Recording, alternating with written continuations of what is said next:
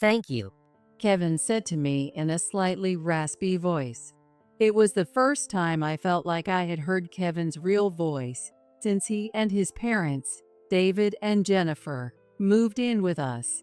It had been several months since Kevin started coming to my workplace after school. Until then, our interactions were limited to him quietly eating a burger and then leaving. But this time, Kevin looked me in the eye when he spoke. It made me happy to realize that such a small thing could feel so significant, showing how much distance there had been between us. After he finished eating, he sat for more than 10 minutes, which made me a bit puzzled. As the number of customers gradually began to decrease, I took the opportunity to speak to Kevin. My shift ends in 30 minutes. Want to walk home together? Kevin looked up at me with a surprised expression, then slowly nodded. When I finished my shift and stepped out of the store, Kevin was standing there. I lightly patted Kevin's slightly hunched back, and we started walking together. I was pushing my bike, and Kevin was walking slightly behind me. Walking alongside Kevin, I couldn't help but reflect on how tall he had grown. Hamburgers. They're always so good. I start craving them in the afternoon. Kevin said that suddenly. I had to resist the urge to look directly at his face. Come anytime. I was so happy that I almost cried. As I tried to suppress the smile forming on my lips, Kevin stopped walking. He looked at me with a determined expression, then finally spoke. Grandma.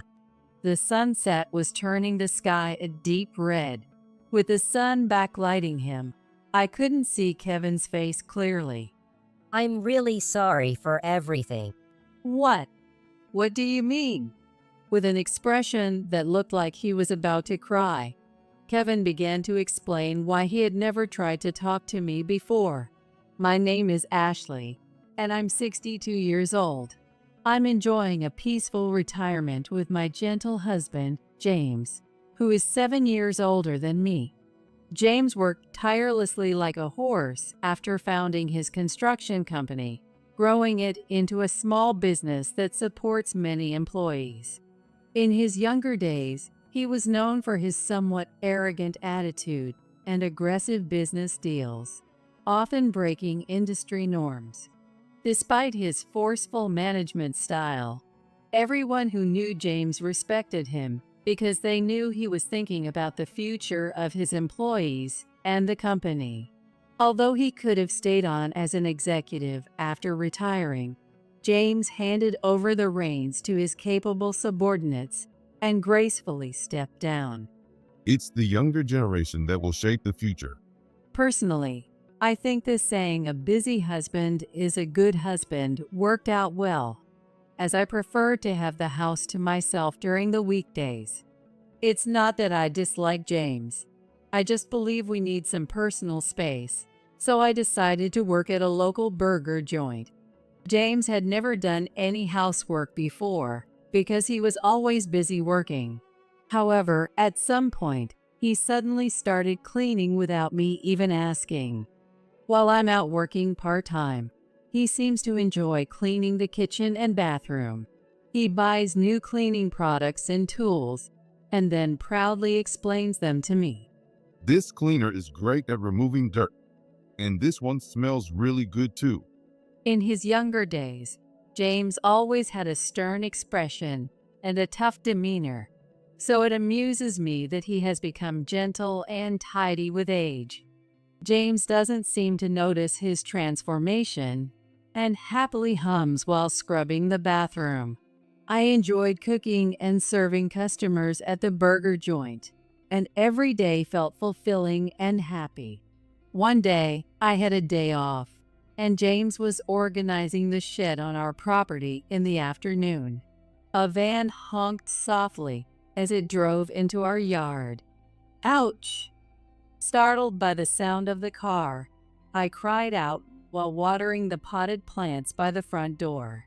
A cactus pricked the back of my hand, and as I rubbed the painful spot, A man got out of the van and walked over, laughing. What are you doing, Mom? It's been a while.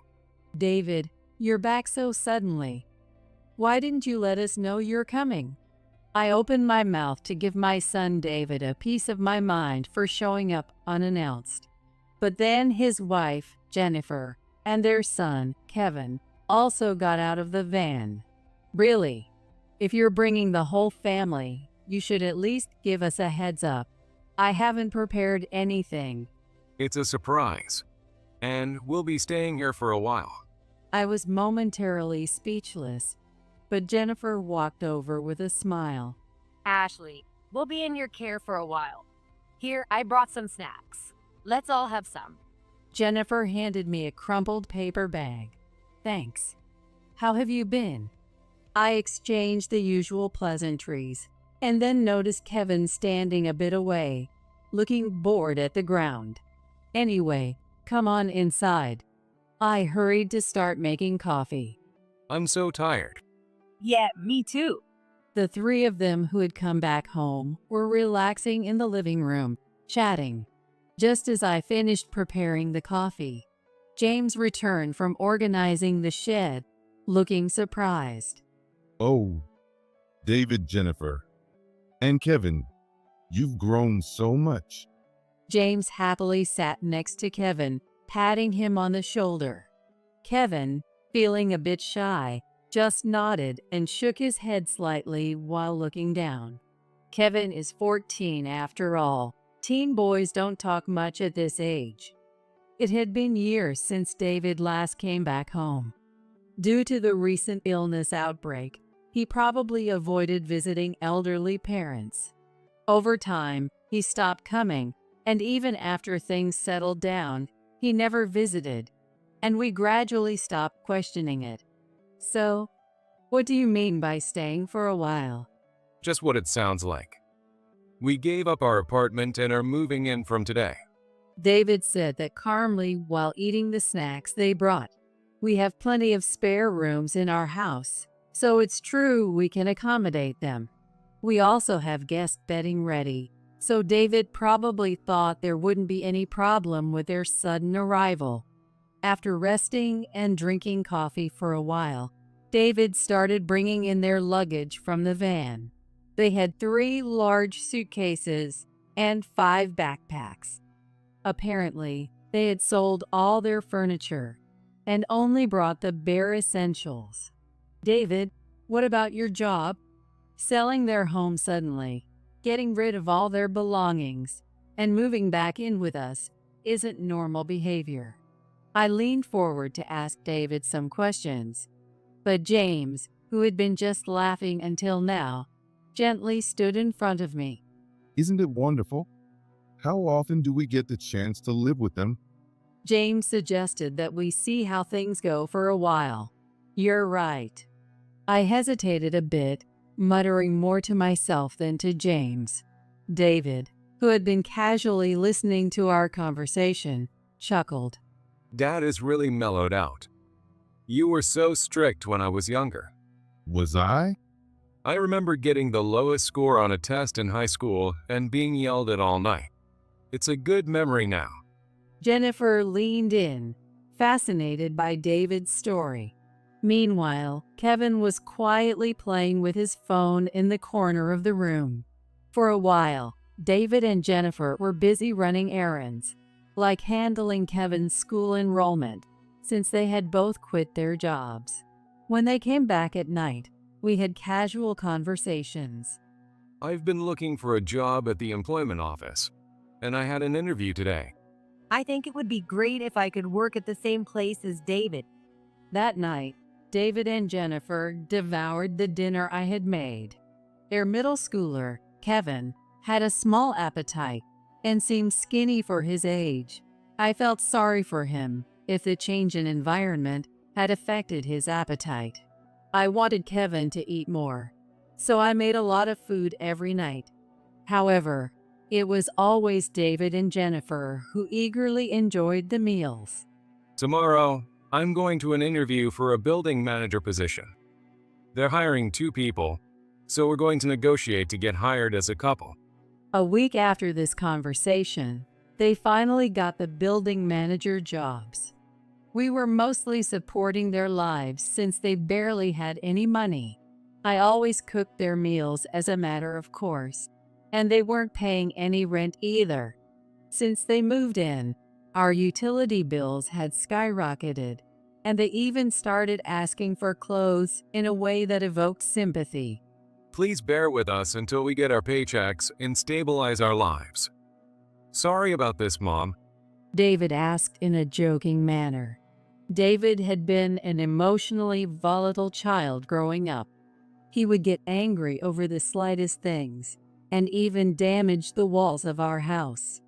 The walls he broke in his youth were still not fixed, and I was a bit afraid that if we didn't indulge him somewhat, he might erupt suddenly. Back then, James was younger too, and would confront David directly, despite his occasional violent outbursts. But now, James seemed to be tiptoeing around David and Jennifer, always wearing a polite, non-committal smile. However, there is something more concerning than financial issues. Despite having moved in a while ago, Kevin has not said a word. During dinner, James tries to talk to him about various things, but Kevin only gives vague answers or slightly moves his head, hardly engaging in conversation. He doesn't even make eye contact and seems to avoid us. Gradually, James and I began to struggle with how to interact with Kevin. After several months of this, our own lives started to feel the strain. Originally, we lived off my part-time job and our savings, so supporting them too was inevitably challenging. At this rate, we'd have to dip into our retirement savings. During a break at the burger joint where I work, I found myself deep in thought. Welcome. Oh. Kevin showed up at the burger joint where I work part-time without any warning. He was wearing his school uniform and carrying a bag, sending anxious glances in my direction, as if he had come straight from school. You came to see me. I'm so happy. Are you hungry? Kevin didn't say a word, but I encouraged him to sit at the counter, and I treated him to a burger. I explained the situation to the manager in the kitchen and said I'd pay after my shift, then watched Kevin whenever I had a moment. Don't worry about paying. Just make sure you eat well. Since I had already told Kevin not to worry about the money, he slipped away while I was serving other customers. I felt a bit sad, but seeing the clean plate where he had sat made me smile. From that day on, Kevin started coming to the burger joint almost every day to eat a burger. Since I don't work every day, I was curious if he came when I wasn't there. But when I asked my colleagues, they said he didn't. Knowing that Kevin came to the shop when I was there made me happy. Even on rainy days, sometimes in his tracksuit, Kevin would show up. He still didn't speak or express any gratitude, but I began to feel a strange bond between us. One day, David and Jennifer told me they were going on a business trip for 3 days and asked me to look after Kevin. They told me without any explanation, suddenly, on the morning of their departure. We're going on a business trip, so take care of things for 3 days. Then, David and Jennifer drove off in the van. Why would they go on a business trip if they're building managers? I wondered a bit, but since David and Jennifer never talked about their job specifics, I decided not to think too much about it. On a sunny day, seeing James hang out there bedding made me wish they would be more considerate of us. When I was David's age, I was so focused on work that I didn't notice much around me. James hung the laundry as he said that with a gentle smile. Is that really so? I thought to myself as I pruned the potted plants. James was indeed busy with work and often came home late when he was younger, but he always made time for the kids and family. David and Jennifer seemed somewhat disinterested in their son, Kevin, which left me feeling a persistent sense of helplessness. In the afternoon, while I was working at the burger joint, Kevin came in again that day. He usually arrived around the same time, so I signaled with my eyes for him to take his seat, but he seemed less energetic than usual. Did something happen at school? I didn't say anything, trying to be considerate, and silently placed a burger in front of him. Thank you. Without looking up, he said this to me in a slightly raspy voice. It was the first time I had heard him speak properly since they started living with us. I was so genuinely happy that I couldn't help but ask again, "Did you have fun at school?" Well, But he gave me a vague answer to that. It was just one word, but I was happy that Kevin spoke to me. I must have radiated some extra cheerfulness when interacting with other customers, as the manager chuckled at me. You're in a good mood today. After eating his burger, Kevin sat quietly, staring at the table. What's up? Maybe he's just resting after eating. I watched Kevin casually, but after more than 10 minutes of sitting there after finishing his meal, I began to feel a bit puzzled. As the number of customers gradually began to decrease, I took the opportunity to speak to Kevin. My shift ends in 30 minutes. Want to walk home together? Kevin looked up at me with a surprised expression, then slowly nodded. I asked the manager in the back if I could leave early, and when I finished my shift and stepped outside, Kevin was waiting. I lightly patted Kevin's slightly hunched back, and we started walking together. I was pushing my bike, and Kevin was walking slightly behind me.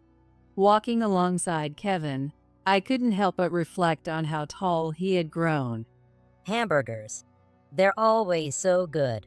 I start craving them in the afternoon. Kevin said that suddenly. I had to resist the urge to look directly at his face. Come anytime. I was so happy that I almost cried. As I tried to suppress the smile forming on my lips, Kevin stopped walking. He looked at me with a determined expression, then finally spoke. Grandma, The sunset was turning the sky a deep red. With the sun backlighting him, I couldn't see Kevin's face clearly. I'm really sorry for everything. What? What do you mean?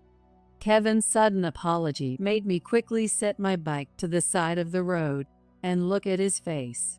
He looked like he was about to burst into tears, his lips trembling slightly. Dad always told me not to talk to you and Grandpa. David did? Mom and Dad aren't normal. According to Kevin, before they moved into our house, David told him not to talk to me or James. He said that if I got too attached, it would be troublesome later, and as a child, I might say something unnecessary. So he ordered me not to talk to both you and Grandpa at all. Kevin revealed everything, explaining how David had strictly commanded him. Why? I almost spoke, but swallowed my words. Knowing David's rough personality, I could imagine what might happen if he got angry. Kevin probably felt he had no choice but to obey. I couldn't help but frown. Kevin, sounding truly distressed, told me that David had been stealing and selling James's collection from the shed on our property. In the shed, there are many valuable items that have been passed down from James's parents. There are many old antiques, but James often boasts that some of them are quite valuable. James manages this shed and keeps it locked. He also organizes and cleans it regularly a few times a month, so there's no way he wouldn't notice if things were stolen. Dad was excited because he got a great price for something he took to the pawn shop the other day, and they're using that money to travel. What? It's not a business trip? They gamble every day, and when he loses, He gets angry a lot. When we were at home, debt collectors would often knock on our door. I started to feel lightheaded. I had sensed something was off. The small feelings of unease I had been experiencing all began to come together. Kevin told me that the ultimate plan was to drive James and me out of the house and sell everything valuable. After sharing this, Kevin had a gloomy expression. As the evening sky darkened, our shadows faded away. "Shall we go home?" Kevin nodded slightly and followed me as I pushed my bike. While looking ahead, I gripped the handlebars tightly. I couldn't see Kevin's expression behind me, but I could hear him faintly sniffing. I guessed he was crying, and I couldn't bring myself to look back.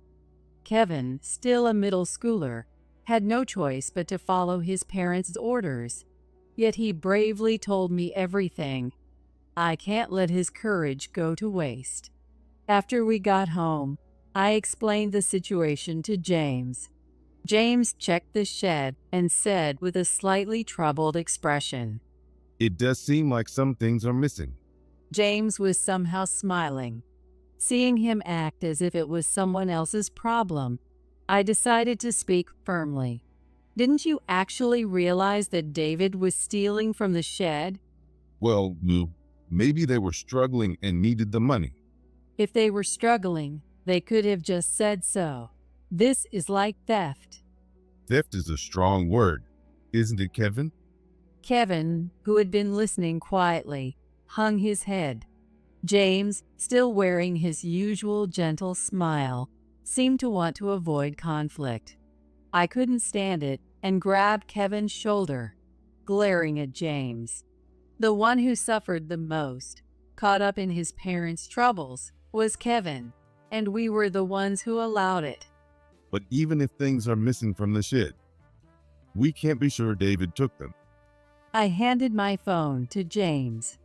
For a moment he looked shocked, but on the screen there was a photo of David and Jennifer, cautiously loading what seemed to be antiques from the shed into the van.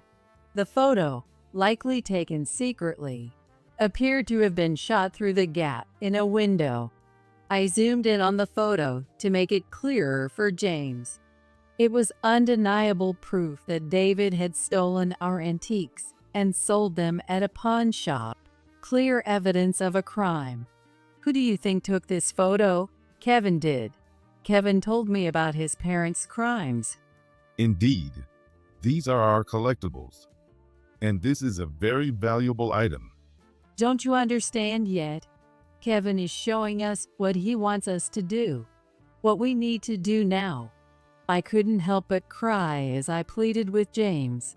I hugged Kevin tightly, continuing to cry. Though he was growing into a young man, Kevin was still just a child. I could never forgive David and Jennifer for forcing Kevin to deceive his grandparents. James, initially flustered by my emotional outburst, eventually placed a gentle hand on my shoulder, looking resolute. All right, When I looked up, I was stunned, and my heart skipped a beat. James had the sharp look in his eyes that I hadn't seen in years. It was as if he had returned to the days when he was known as a tough CO, feared for his aggressive business deals. The next day, David and Jennifer returned from their trip, unaware of anything. After placing some of their luggage in their room, they walked into the living room, chatting happily, only to freeze the moment they opened the door. sit. James commanded David in a short, firm voice. David, who had been joking around until recently, noticed James's serious demeanor and obediently sat on the chair. We're tired from the trip. Is there any food? Do you have any debts? Well, just a bit of gambling. David was instantly cowed by James's intimidating tone. Jennifer, sitting next to him, stayed silent, watching the situation unfold. The items in the shed have been passed down in our family. How could you sell them without permission? Wait, I didn't sell anything. I don't know what you're talking about. James immediately took the paper from his lap and placed it on the table. After hearing Kevin's story, James had gone to the pawn shop and explained the situation, getting a receipt issued. Although the pawn shop owner initially resisted, citing privacy concerns, James managed to get the receipt with the help of his former business associates. It was undeniable proof that David had stolen and sold items from the shed. So, why did you sell them? Well, just laugh it off. We're family, right? Of course, I'll forgive you. But James stood up and left the room. David and Jennifer exchanged worried glances, their faces clouded with uncertainty about what was to come. James soon returned with two large men who looked down at David and Jennifer with stern expressions. I have a friend who runs an addiction clinic. I asked him to make room for you. David's eyes widened, and Jennifer froze with her mouth agape. The two large men, both wearing white coats, grabbed David and Jennifer's wrists as soon as they appeared. Wait a minute. What is this? What's going on? Please wait. Who are these people? This is scary. I was holding Kevin tightly and watching the scene unfold from the kitchen. They will get treatment for their gambling addiction. Don't worry about Kevin until they recover. Take them away. David and Jennifer were being taken away by the large men, shouting loudly as they were led out. This can't be real. Dad, please listen. I'll work hard from now on, I promise. Me too. I'll work as hard as I can. Please forgive us. They pleaded with James through their tears. Instead of involving the police, James decided to send them to a rehab facility. He firmly believed that this was the best way to secure Kevin's future. A parent works quietly for their children. David and Jennifer have failed as parents. It's my responsibility for making them this way, and I'll find them jobs when they come back. With that, James left the room, and David and Jennifer were taken to the clinic by the staff. In the now quiet house, Kevin looked dejected. I wanted to say something comforting, but nothing came to mind. James stood in front of Kevin and sat down gently. It's going to be okay. Everything will be all right. I will make sure they become better people. Grandpa, I won't turn a blind eye anymore. For now, we'll be your parents. Study hard. James, with a gentle smile, placed his large hand on Kevin's head and patted him. Kevin closed his eyes in embarrassment, but eventually started to laugh. After being taken to a psychiatric clinic, David and Jennifer were diagnosed with gambling addiction and admitted to a rehabilitation facility. They seemed to realize that they couldn't continue living as they were.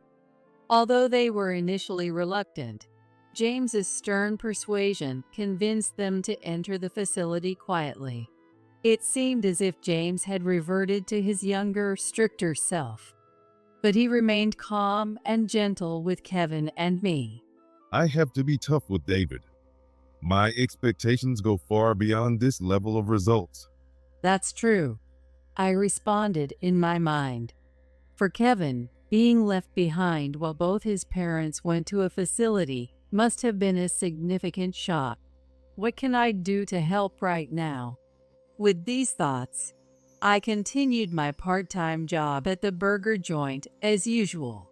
After school, Kevin would come by almost every day and eat a burger, talking about his day, his complaints, and various other things became one of my favorite parts of the day. today at school, With his mouth full of a burger, Kevin now showed the youthful innocence appropriate for his age.